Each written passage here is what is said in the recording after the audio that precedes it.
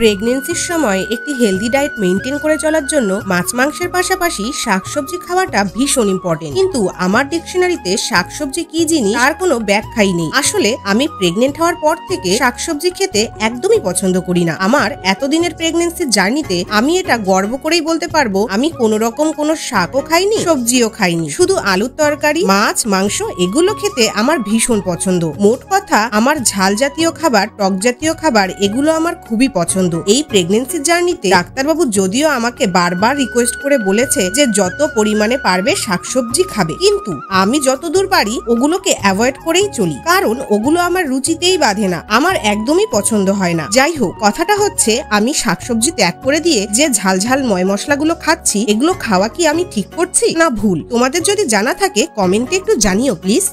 আবার কেমন হয়েছে বলো? ভালো, বলো খুব ভালো, খুব ভালো, সেই টেস্ট।